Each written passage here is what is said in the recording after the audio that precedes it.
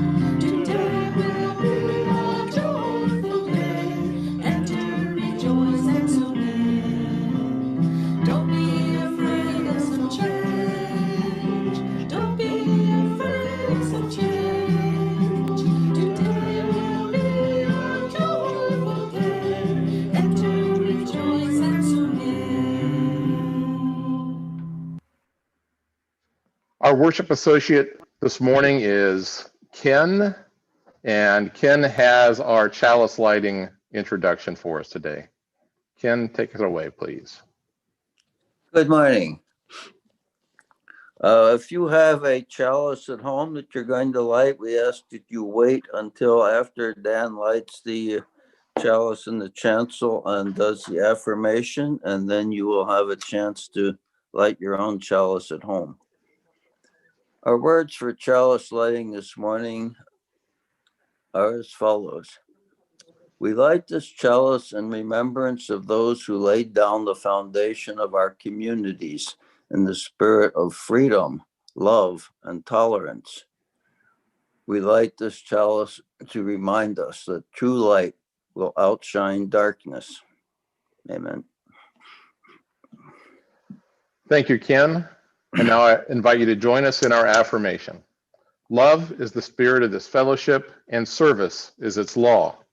This is our aspiration, to dwell together in peace, to seek the truth in love, and to help one another. If you have a candle or something to light as a chalice at home, I invite you to do that at this time.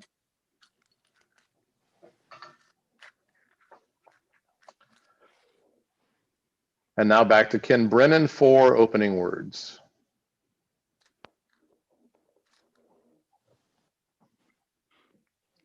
Am I unmuted? Yes. The UUA has started a new series of monthly readings that are appropriate for this occasion. The first one for January of 2021 comes from Hungary. It is the words of Francis David, who founded the Hungarian Unitarian Church in the 16th century. Faith is the gift of God. The true signs of faith are an inner purity and love and an honest life and good deeds. Love is the ultimate interpretation and completion of the law. According to Jesus, love is the plenitude of the law. Love is the royal commandment. Love is the true freedom, which does not bear the bondage of fear. Love is the creative spirit of the world. the highest treasure of humankind. Thank you so much, Ken. I would just again like to say welcome. It's so nice to have you all here today. It's great to be able to gather using electronics since we can't gather in person here in our sanctuary.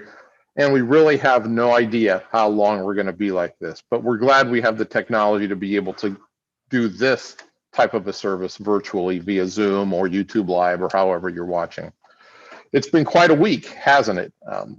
If you're like me, you spent a bunch of time Wednesday watching the inauguration events and celebrating what I thought was a very nice day with lots of significant first for our country, our first female vice president, our first Black vice president, our first South Asian vice president, and to see the joy on everyone's face, the performers, the various people that had a lot of really important things to say. I thought President Biden's speech was really fantastic.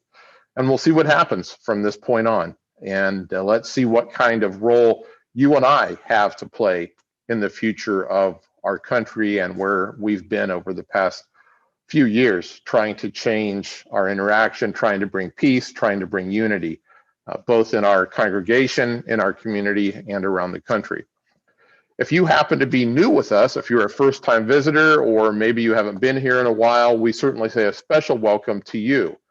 We'd love to know who you are if you're a first-time visitor. If you wouldn't mind, if this is your first time or you've only been with us a couple of times, put your name in the chat, which you'll find down at the bottom of your screen if you're on a computer, just to say hi, let us know who you are, maybe where you're from and why you decided to visit us today. That would be fantastic.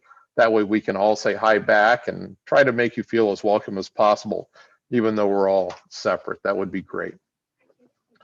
Our hymn this morning is called Filled with Loving Kindness, and it's a solo by Linda Himes. It's a song that you may find familiar, but at this point I invite you to join Linda as she leads us in singing this song, Filled with Loving Kindness.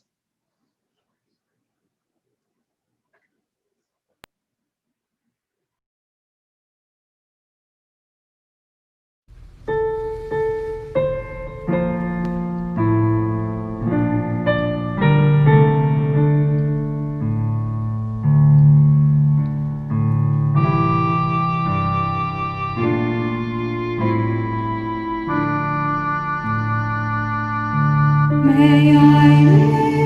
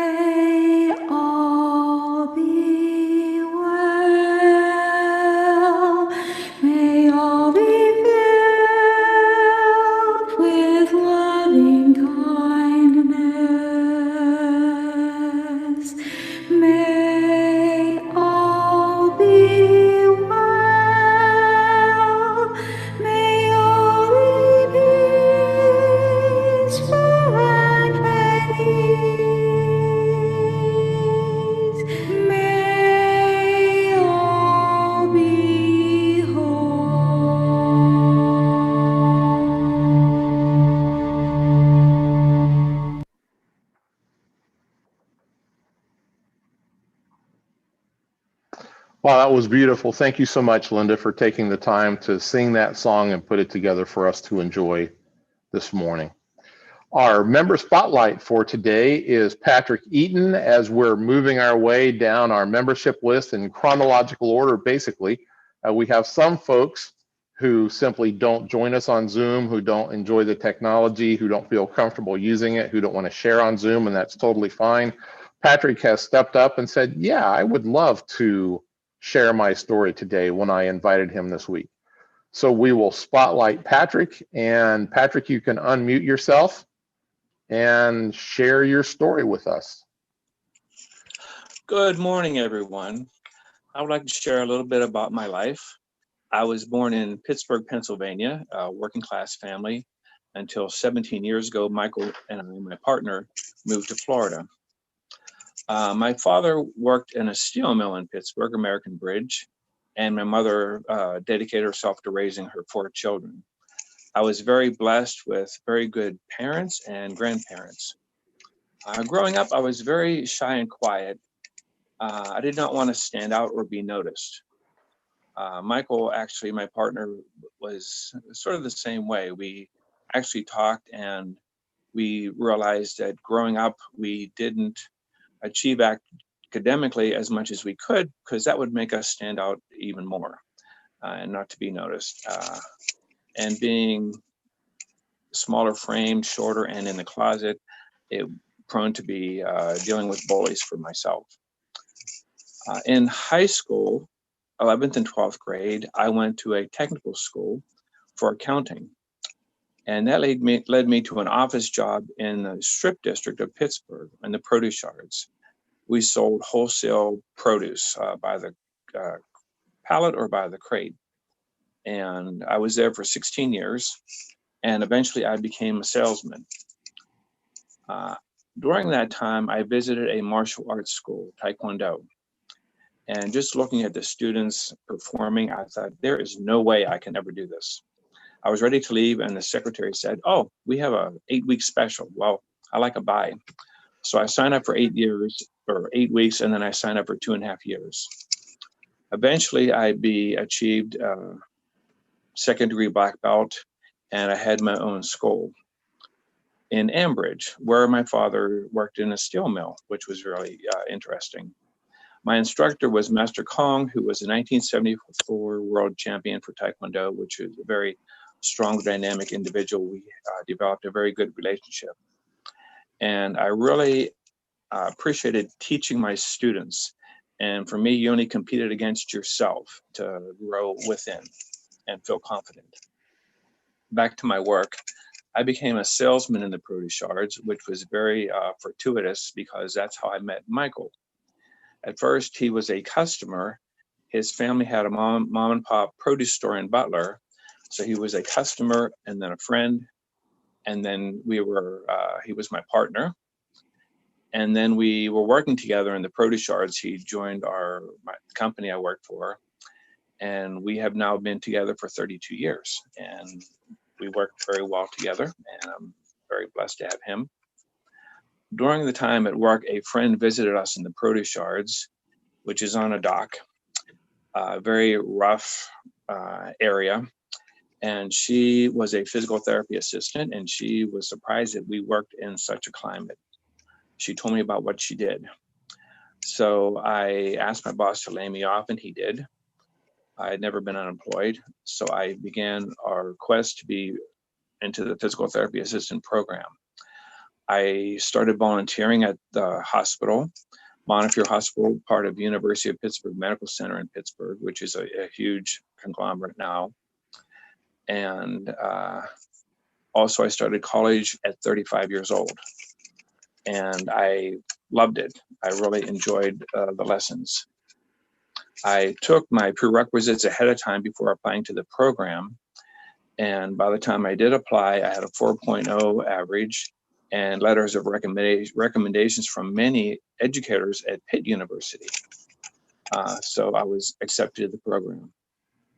And I love working in physical therapy and rehab, helping people get independence and return to their workplace, to their home, or wherever they would be going, and just feeling stronger.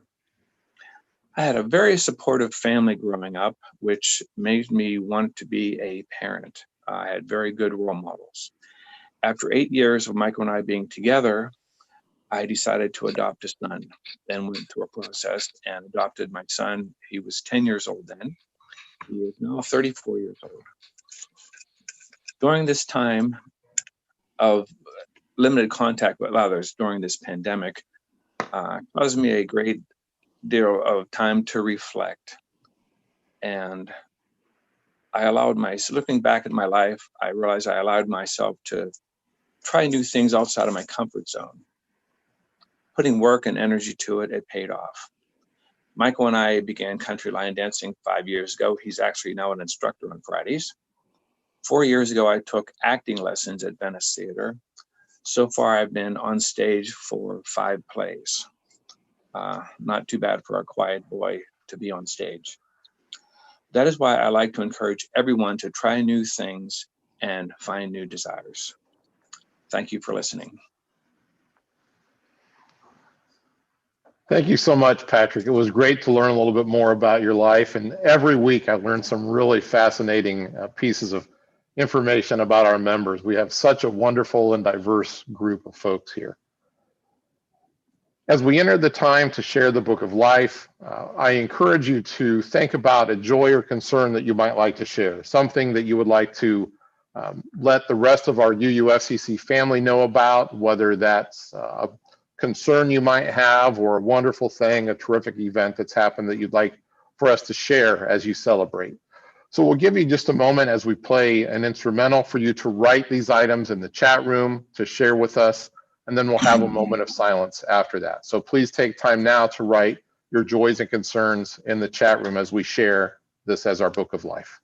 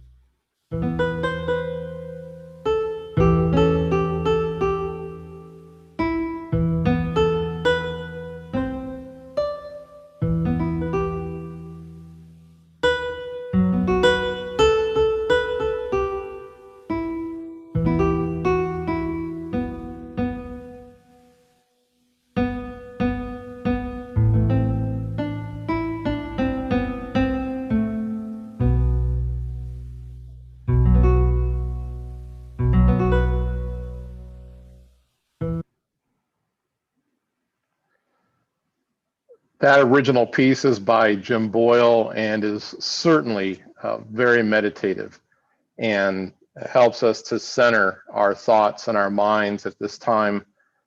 So I'd like to use this as a chance to go into our moment of silence. Encourage you to continue to silence your mind, to release whatever burdens you feel, to give that to the universe so that you can simply focus on centering your thoughts and your heart. After a minute, I will ding the bowl and we will sing together Spirit of Life as we remain muted. Let's enter into a moment of silence at this time.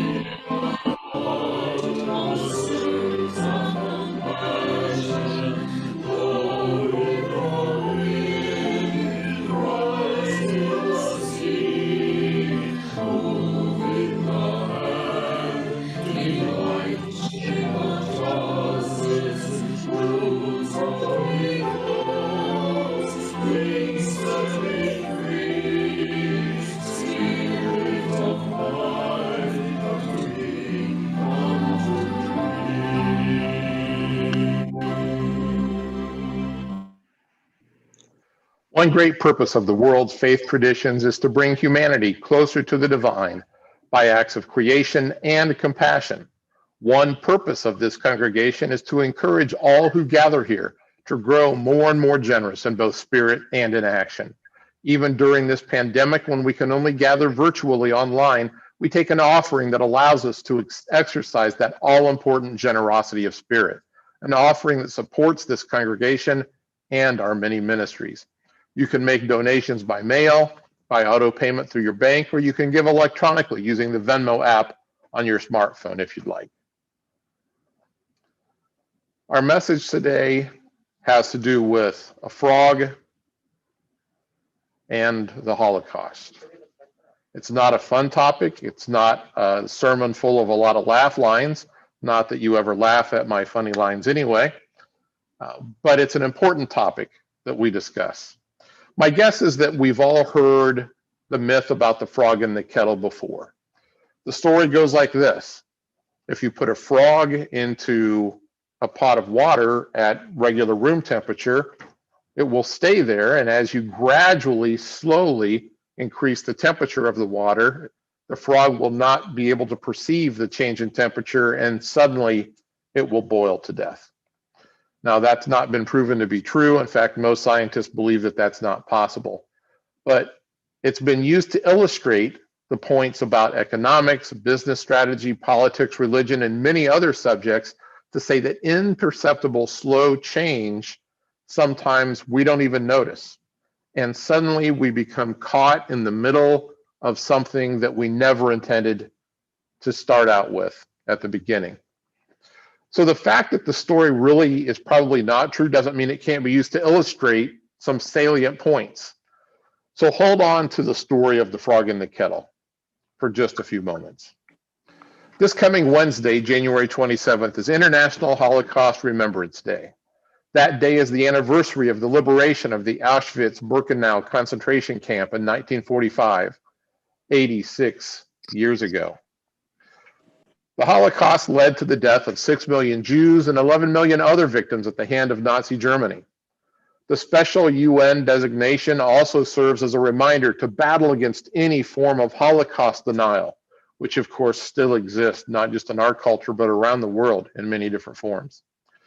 The United Nations resolution encourages member states of the UN to actively preserve sites that the Nazis used during what Hitler called the final solution.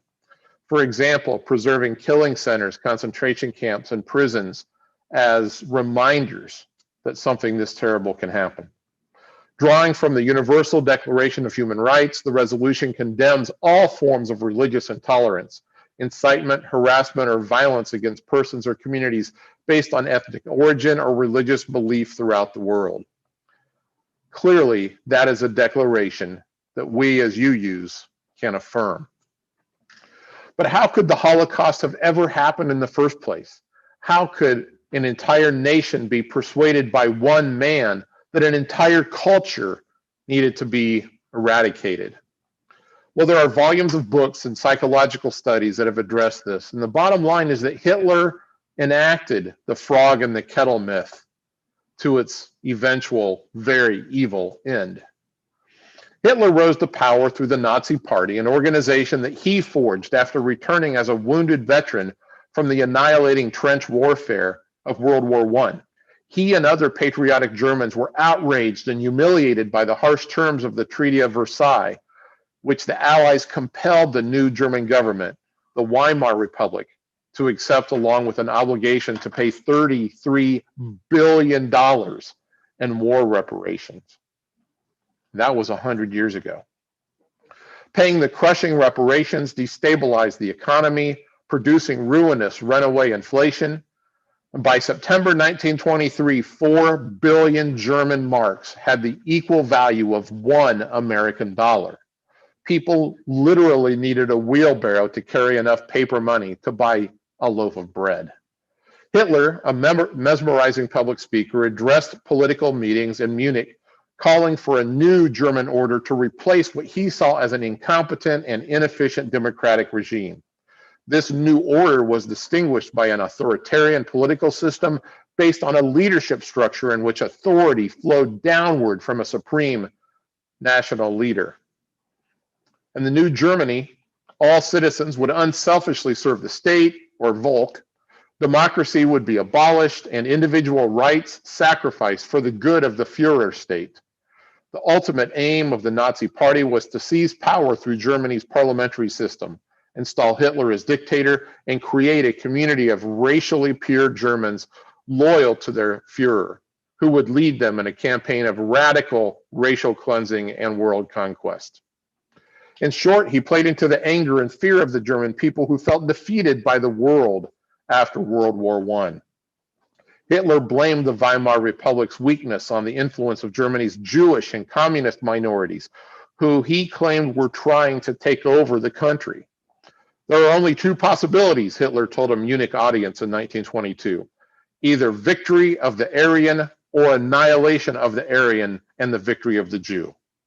The young Hitler saw history as a process of racial struggle, with the strongest race, the Aryan race, ultimately prevailing by force.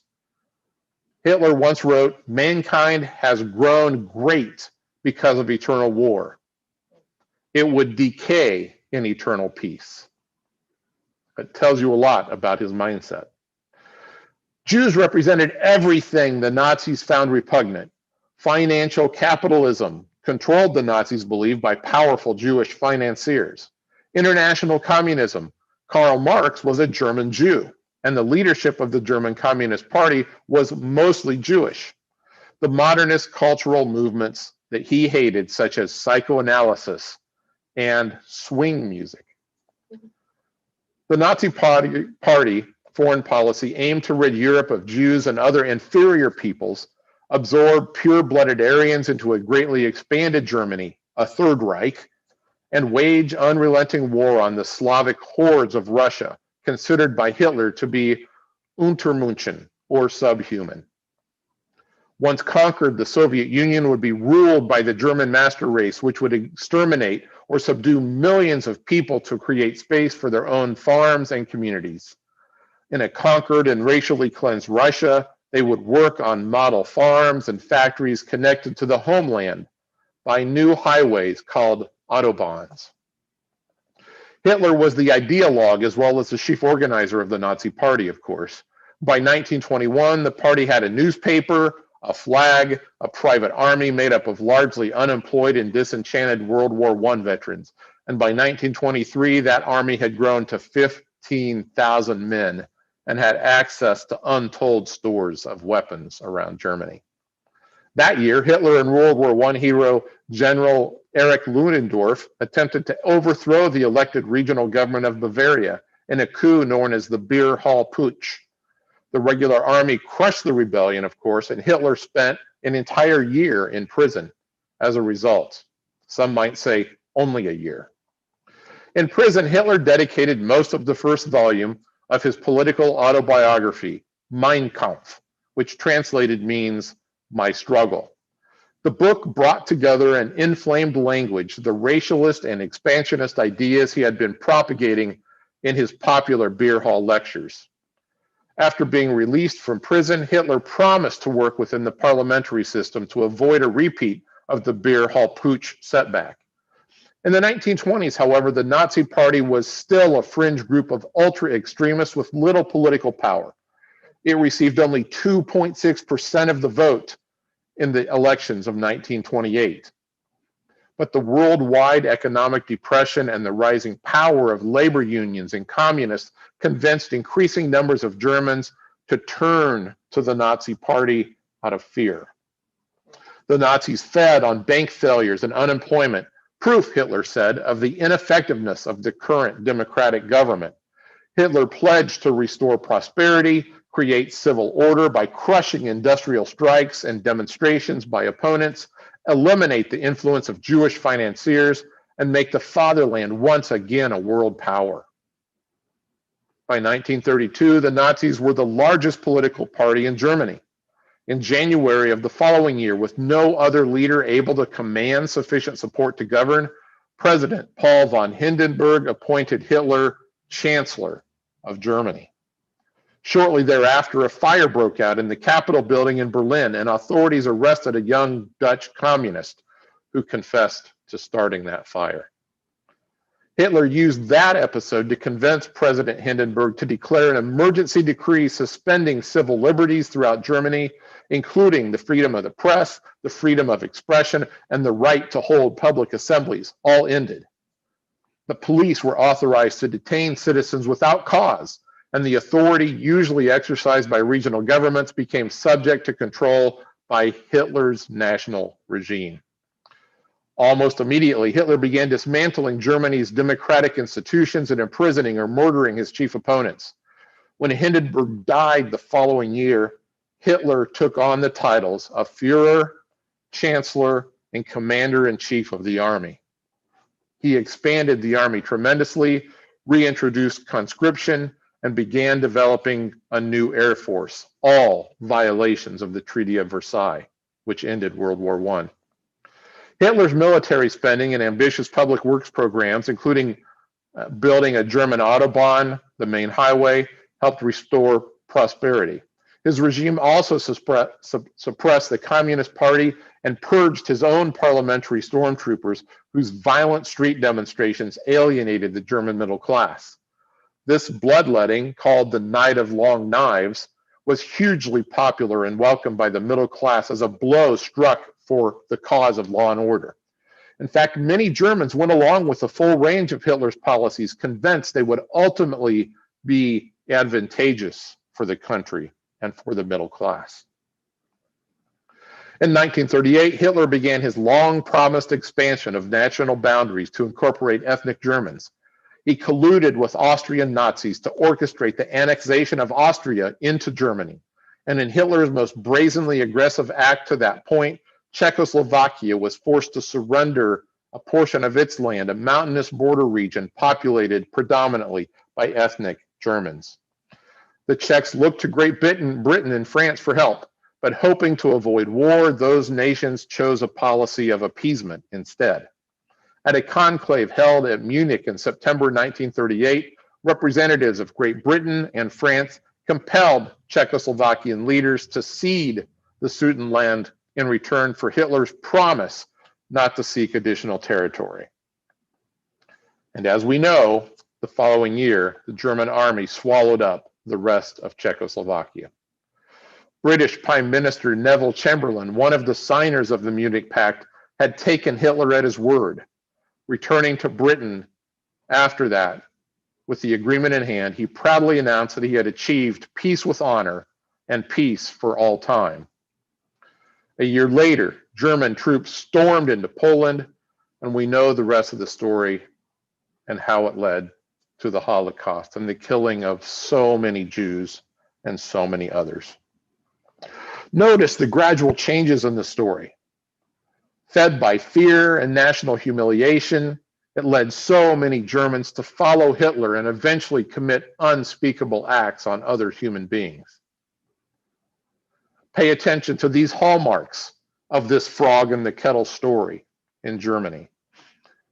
Hitler had an authoritarian father who he was constantly trying to please. There was a country whose military felt humiliated and powerless after its loss in World War I. There was economic turmoil and massive unemployment. There was a powerful public speaker in Hitler who was able to woo audiences with his speaking ability. He identified an enemy that needed to be defeated. He demonized the press. He squashed political opponents. He criticized and ultimately outlawed public demonstrations. He built up the military, encouraged strong German nationalism. He had the ability to negotiate to gain the upper hand, and of course, telling the truth no longer mattered. He turned truth into lies and lies into truth. I'm fully aware of the temptation to compare Trump to Hitler. I know that many people have done it over the past several years. They said, look to Nazi Germany and the way that that gradual change parallels what we see in America today. But that's not my point. Even the fact that we could seriously consider parallels between the two should be cause for alarm. My point is that we have to be aware of the possibility that we might be susceptible to the frog in the kettle strategy in some ways. It's easy to criticize others and say, that would never happen to me. But how many people in Nazi Germany once said the same thing? I like to think that America's democracy is too strong, our citizens too aware, our politics too civil to ever come close to replicating Nazi Germany in any serious way. And some may call me too optimistic and too idealistic, and maybe I am. But let's use the occasion of the International Day of Holocaust Remembrance to do two things this week. First of all, let's remember the millions and millions of victims of the Holocaust. And number two, let's remain ever vigilant as we join the world in the promise, never again, never again. As UUs, our fourth principle serves to remind us about the power of truth and our obligation to continually seek truth. It states that we covenant and affirm a free and responsible search for truth and meaning. Free and responsible search for truth. Knowing the truth is up to us to do the work to know the truth. May we remember the myth of the frog in the kettle. May we commit to vigilance. May we commit to the truth. Amen and blessed be. Ken has our closing words.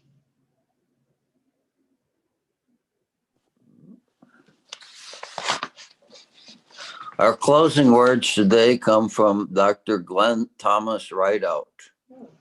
If we, as a spiritual community of Unitarian Universalists, populated by well-meaning people, are to mean anything to the lives and the deaths of people of color, we must begin by learning, not squelching, the forms of expression that arise from our living perspectives. Amen. Thank you, Ken. For the life of community today, I just would like to again remind you that our auction is happening online. If you haven't signed up and you're not getting notifications about that, you do that by going to uufcc.net, not .org. uufcc.net is our auction site, and you can sign up by, it gives you a click there and you send a message to our webmaster for that.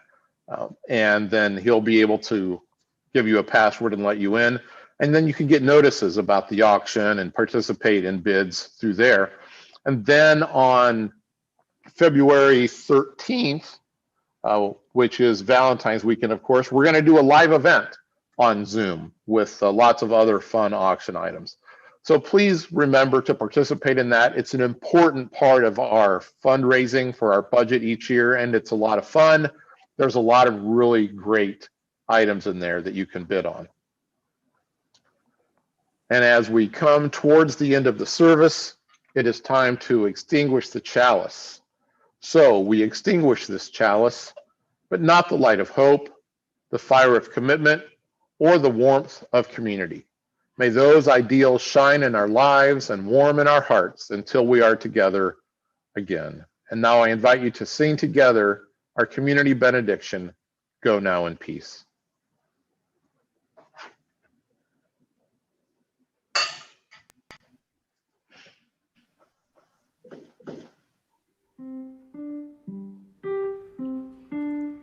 Go now in peace, go now in peace. May the spirit of us surround you everywhere, everywhere you may go.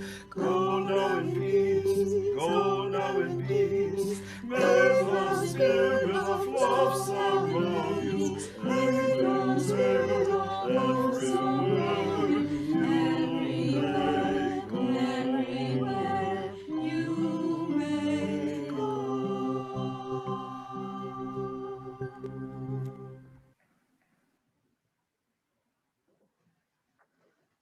Thank you all for joining us for the service this morning. We invite you to stick around and be part of the social hour where we put you in breakout rooms and you can chat and say hello to some folks that maybe you haven't seen in a while. So until we get together again, I remind you to be a blessing to everyone you meet this week, wherever you may go. Be a blessing to those you're sharing a home with because they have to share a home with you. Be a blessing to yourself because you deserve a break and you deserve grace from yourself. Be a blessing to everyone you meet. Thank you so much, and I'll see you next week.